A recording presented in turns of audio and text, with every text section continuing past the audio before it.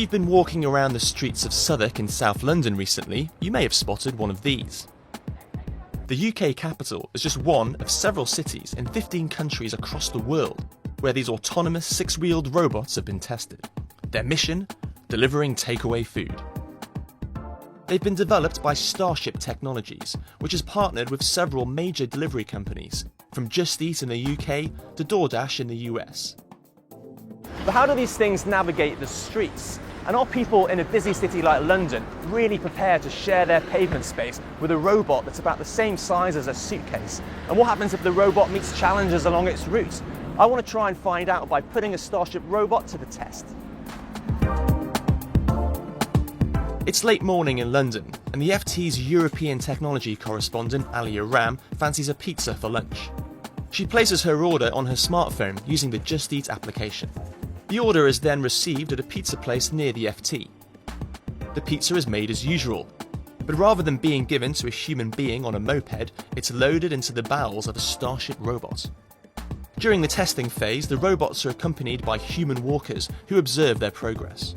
The robot has a number of different sensors: ultrasonic, which is what you'd find on the back of your car when you're parking, radar, time of flight. Okay, so what happens if I walk in front of it now? How's it going to get past me? What will normally happen in this position is it will wait a while, see if you move. Excuse me, would you please let me pass? So what if I'm some kind of prankster and I don't want to let it pass? So if you just stood there indefinitely, it will either try and get around you, and if it can't get around you, it's going to find a different way. Yeah. Okay. So the robot has mapped every single pavement in the local area, and if one of those pavements is blocked, it will find an alternative route. How long would a robot like this take to deliver a pizza compared to a traditional human driver on a moped? It's going to be slower, surely? At the moment, it's a little bit slower, yeah.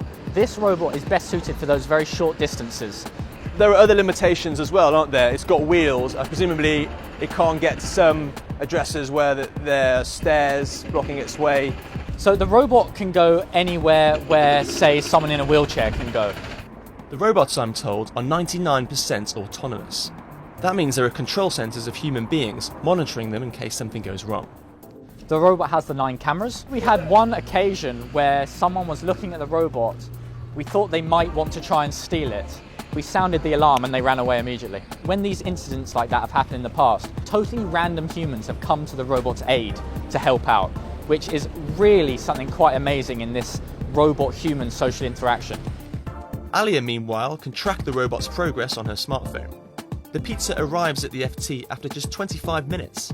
Alia is then notified by an alert on her phone, and she collects her lunch without having to tip a rider. Starship's robots are already operating without human walkers in Estonia, in some towns in the US, and in Milton Keynes here in the UK. Artie Heinle is the co-founder, chief executive, and CTO of Starship. He's best known for co-founding the video call service Skype, but he has big plans for his delivery robots. Next year, we will drive everywhere without people following robots. So even in a densely populated urban area like London, this time next year we may be seeing these things operating independently. That's true. That's true. We will start scaling this year. In 5 years, there could be 1 million robots. That's a big increase in Starship's global fleet, which today stands at just 150. Starship also says the business will be profitable in just 3 years. But are the company's ambitions realistic? What if councils kick up a fuss about it operating on pavements? We've already seen councils resist the bike sharing apps that have launched in the UK, dockless bikes that stand on pavements. They've objected on the basis that they're a nuisance. I think a lot of it will depend on what kind of clearance they get and how people respond to them. Currently, there are only 20 of these robots in London. When there are hundreds or thousands, the reaction might be quite different. The robot turned heads, but people reacted positively to it, for now at least. And some hurdles remain before we see fleets of them operating independently in busy cities across the world. Daniel Garahan, Financial Times, London.